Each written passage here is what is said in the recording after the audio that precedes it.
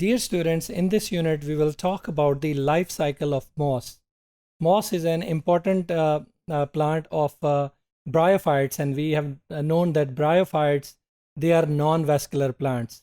They don't possess vascular system for the smooth transport of water as well as food or nutrients as we have studied in the vascular plants. Now, this moss has more than 9,900 species, and they usually live in dense colonies or in the form of beds, just like a soft grass.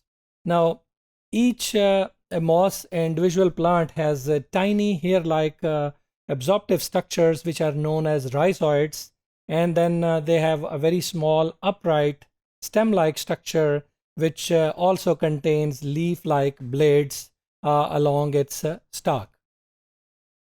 Now, because they lack vascular tissues, they don't have true roots, stem, or leaves. They are very simple and very small plants. Now, some moss species, they have specialized cells which help them conduct water from one place to the other and nutrients or the sugar, but they are not truly and they are not as successful as the vascular plants. When we talk about the life cycle of moss, they have a clear alternation of generation, which means that the gametophyte and sporophyte, they replace each other during the lifetime, during their life cycle. So they have also this alternation of generation have helped them in successfully adapt on lands. Now, many mosses species, they have separate sexes, which means that male plant that bear antheridia and female plant that bears archigonia, they are separate plants. But some species of moss, they have both male and female structures on the same plants. Now, when we talk about the life cycle and we see the fertilization that takes place when one of the sperm cells, you can see here, the sperm cell, it fuses with the eggs. It goes inside and fuses with the egg or within the structure which is known as archegonium. Now, this sperm cells which have flagella, they have many ways to be transported from the antheridium to the archegonium of by maybe through flow of water, such as splashing of rain droplets, or maybe some insects who touch these gametophytes, and sperms can stick to their legs, and those insects can carry these sperms to considerable distances. Now, after the fusion, you can see that zygote is formed, and that zygote results in the enlargement of archegonium, which is known as sporophyte. Now, this is a highly specialized structure, and this in mitosis grow it into multicellular embryo, and this multicellular embryo develops into a mature sporophyte.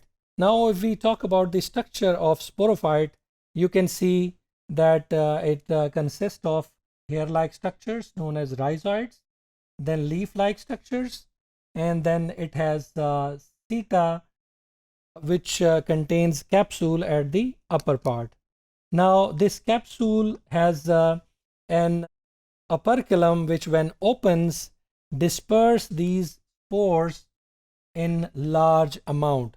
These spores, they can germinate and they can give rise to different gametes, and these gametes again through the cycle can combine and give rise to a zygote which ultimately goes to another cycle of sporophytes. Now, these cell grow and through the they undergo meiosis and give rise to the haploid spores. These spores, they are mature and they are dispersed into the environment, and then try to move to the archegonia to develop, to complete this life cycle. Now, if this spores lands on a suitable place and it penetrates into the archegonia, it can again fuse with the female egg and give rise to a complete gametophytes, and their life cycle continues. Now, biologists think that the haploid gametophyte generation is the dominant generation in the life cycle of mosses, because it lives independently of the diploid sporophytes. In contrast, the moss sporophyte is attached to and nutritionally dependent on the gametophyte, and it is present at the highest place at the stalk, which the gametophyte is actually the one which provides all the nutrients to that sporophytes.